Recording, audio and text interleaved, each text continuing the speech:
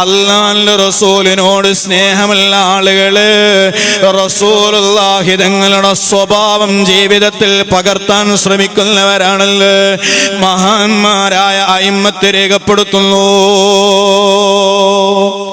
റസൂലുള്ളാഹിന്റെ സ്വഭാവം അങ്ങനെ തന്നെ പകർത്താൻ നമുക്ക് കഴിഞ്ഞൊന്നും വരില്ല. നമ്മൾ വളരെ ദുർബലരാണ്, ഈമാൻ വളരെ കുറഞ്ഞവരാണ്, ഇഖ്ലാസ് കുറഞ്ഞവരാണ്. പക്ഷേ അത് പകർത്താനുള്ളൊരു ശ്രമമെങ്കിലും നമ്മളുടെ ഭാഗത്തുണ്ടാകും. ഇത് മഹബത്തിന്റെ അടയാളമാണ്. നബിതങ്ങളുടെ സ്വഭാവമെന്ന് പരിശോധിച്ചാലോ റസൂലുള്ളാഹിന്റെ ഒരു പ്രധാനപ്പെട്ട സ്വഭാവമാണ്. ഈ കാലത്ത് ഞാനും നിങ്ങളും വളരെയധികം ഉൾക്കൊള്ളേണ്ട ഒരു സ്വഭാവമാണ്. കാന റസൂലുള്ളാഹ് അശദ്ദൻ നാസി ഹയാ.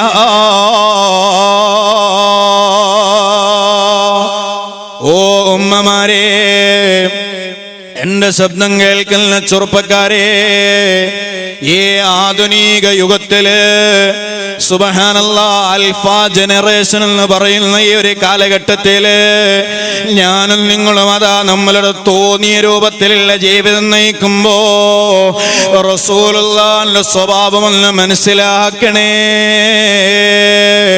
റസൂലുള്ളാഹിന്റെ ജീവിതത്തിലുള്ള ശൈലി അതൊന്ന് പഠിക്കണേ. ഒന്നാമത് റസൂലുള്ളാഹിന്റെ സ്വഭാവമായിട്ട് ഞാൻ നിങ്ങളുടെ മുന്നിൽ ഉണർത്തുകയാണ്. കാന റസൂലുള്ളാഹി സ്വല്ലല്ലാഹു അലൈഹി വസല്ലമ അശദ്ദൻ നാസി ഹയാ.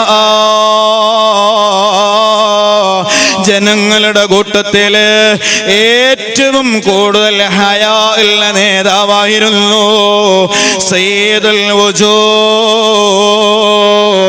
മുഹമ്മദുർ റസൂലുള്ളാഹ്.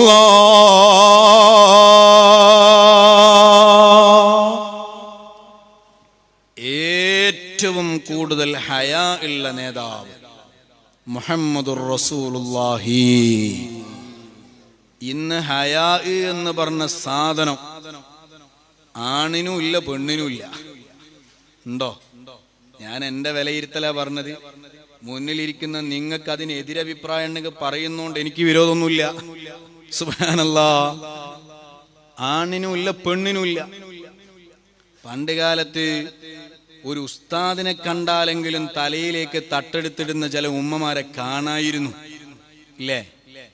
കാണായിരുന്നു. പാസ്റ്റ് ടെൻസ് ആണ്, കഴിഞ്ഞ പാസ്റ്റ് ടെൻസ് ആണ്. ഇപ്പൊ അങ്ങനത്തെ പോലൊന്നുമില്ല. ഉസ്താദ് ഖസാലയിൽ ഇരിക്കുകയാണെങ്കിൽ നേരെ അപ്പുറത്ത് നല്ല ഡീസന്റ് ആയിട്ട് വന്നും കൊണ്ടിരിക്കൂ. ഹയാ ഉള്ള ഉസ്താദ് എഴുന്നേറ്റ് പോകുക എന്നല്ലാതെ വേറെ നിർവാഹമൊന്നുമില്ല. സുബ്ഹാനല്ലാഹ്. കാന അശദ്ദൻ നാസി ഹയാ. അല്ലാഹുവിന്റെ റസൂൽ ഏറ്റവും കൂടുതൽ ഹയാ ഉള്ള നേതാവായിരുന്നു. കന്യകയായ പെണ്ണ് മണിയറയിൽ ഇരിക്കുമ്പോൾ ഉള്ള ലജ്ജയെക്കാളും ലജ്ജ കാണിച്ച നേതാവാണ് സയ്യിദുനാ മുഹമ്മദുർ റസൂലുള്ളാഹി.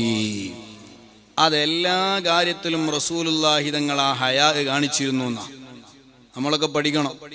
മുത്തുനബിയുടെ മുന്നിൽ വെച്ചൊരാൾ തെറ്റ് ചെയ്യുന്നത് കണ്ടാൽ അള്ളാന്റെ റസൂല് പരസ്യമായി അവനെ ആക്ഷേപിക്കൂല, പരസ്യമായി തിരുത്തൂല. അത് പ്രബോധകരാകുന്ന നമ്മളൊക്കെ പഠിക്കേണ്ടവരാണ്. സുന്നത്ത് ജമാഅത്തിന്റെ പ്രവർത്തകരാകുന്ന നമ്മളൊക്കെ പഠിക്കേണ്ട കാര്യമാണ്. ആരുടെയെങ്കിലും ഭാഗത്ത് എന്തെങ്കിലും ഒരു തെറ്റ് സംഭവിച്ചാൽ അതിനെ മാന്യമായ രൂപത്തിൽ തിരുത്തി കൊടുക്കണം. മാന്യമായ രൂപത്തിൽ തിരുത്തി കൊടുക്കണം. ഞാൻ ഈ അടുത്ത് ഒരാളോട് സംസാരിച്ചു. അദ്ദേഹം ആ മഹല്ലത്തിൽ എല്ലാ വിഷയങ്ങൾക്കും വലിയ സഹകരണം ഉള്ള ആളായിരുന്നു പോലും. ഇപ്പൊ ഒന്നിനും സഹകരിക്കലില്ല എന്ന്. അതെന്താ കാര്യം എന്ന് ചോദിച്ചപ്പോ അയാളെ ദ്വീപുകാരനായിരുന്നു. ദ്വീപിൽ നിന്ന് നാട്ടിൽ വന്ന് താമസാക്കിയതാണ്. ആ ദ്വീപില് കല്യാണത്തിന്റെ ദിവസം തലേന്നൊക്കെ പടക്കം പൊട്ടിക്കുന്ന ഒരു സമ്പ്രദായം ഉണ്ട് പോലും. എല്ലാ സ്ഥലങ്ങളിലും ഉണ്ടോന്ന് എനിക്കറിയില്ല. തലേന്ന് രാത്രിയിൽ ഒരു പടക്കൊക്കെ ഇങ്ങനെ പൊട്ടിക്കുന്ന ഒരു സമ്പ്രദായം ഉണ്ട്. അത് ഈ നാട്ടിൽ ഇല്ല എന്ന വിവരം ഈ സാധുവിന് അറിയൂല. അയാളുടെ വീട്ടിൽ മകളെ കല്യാണം വന്നപ്പോൾ ആ ദ്വീപിൽ നിന്നും മറ്റുമൊക്കെ വന്ന കുടുംബക്കാർ അവരെ നാട്ടില് ചെയ്യുന്നത് പോലെ അവര് പടക്കം പൊട്ടിച്ചു. സുബ്ഹാനല്ലാഹ്. പിറ്റേത്തെ വെള്ളിയാഴ്ച ഉസ്താദ് അങ്ങോട്ട് എഴുന്നേറ്റ് നിന്ന് ഉമർ ഖത്താബായി സുബ്ഹാന ജല്ല ജലാലു എഴുന്നേറ്റിങ്ങോട്ട് നിന്ന് പരസ്യമായിട്ട് ആക്ഷേപിച്ചങ്ങോട്ട് സംസാരിച്ചു. അതിന്റെ ശേഷം പിന്നെ അയാൾ ആ മഹല്ലുമായിട്ടൊരു സഹകരണവും ഇല്ല. അദ്ദേഹം പറയാണ്, എന്നെ വിളിച്ചൊന്ന് രഹസ്യമായി ഉപദേശിച്ചു തന്നിരുന്നെങ്കിൽ ഞാനത് തിരുത്തുകയും ചെയ്യായിരുന്നു. മഹല്ലിൽ വേണമെങ്കിൽ വെള്ളിയാഴ്ച എല്ലാരെയും മുന്നിൽ എഴുന്നേറ്റെന്ന് ഞാൻ മാപ്പ് ചോദിക്കുകയും ചെയ്യായിരുന്നു. പക്ഷെ അതൊരാളും പോലും ചെയ്തില്ല.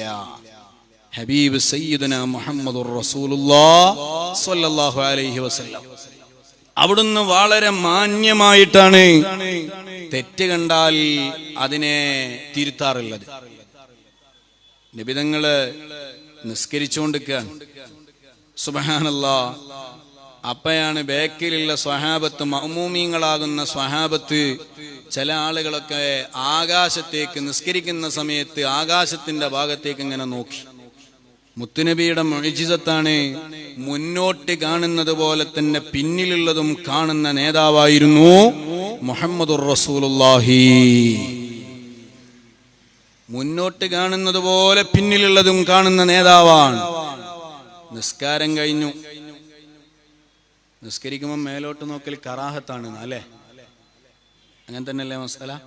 സിലബസ് മാറിയിട്ടൊന്നുമില്ലല്ലോ? ഇല്ല, അങ്ങനെ തന്നെയാണ് മസാല. നിസ്കരിക്കുമ്പോൾ മേലോട്ട് നോക്കരുത്. ഇപ്പൊ ചില ആൾക്കാർക്ക് ഒരു മേലോട്ട് നോക്കുന്ന സ്വഭാവം ഉണ്ട്. എപ്പോഴെന്നറിയോ നിങ്ങള്? ഓടിച്ചെന്ന് ഏതോ ഒരു സ്വിച്ച് വിട്ട് പോയിട്ട് കൈയ്യെട്ടിയതാ.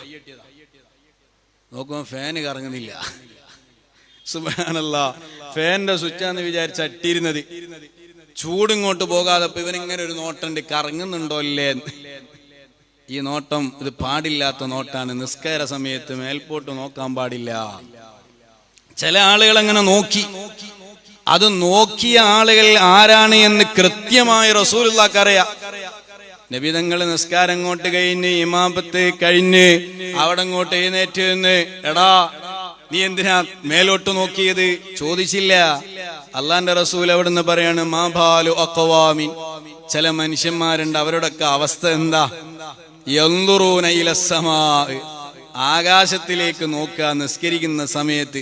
എന്താണ് അവരൊക്കെ അവസ്ഥ എന്ന് റസൂൽ അങ്ങോട്ട് ചോദിച്ചു. എന്തേ നടന്നതിപ്പോ? നോക്കിയ ആൾക്ക് മനസ്സിലായി നബിതങ്ങൾ എന്നെയാ ഉദ്ദേശിച്ചത്. എല്ലാവർക്കും മനസ്സിലായി.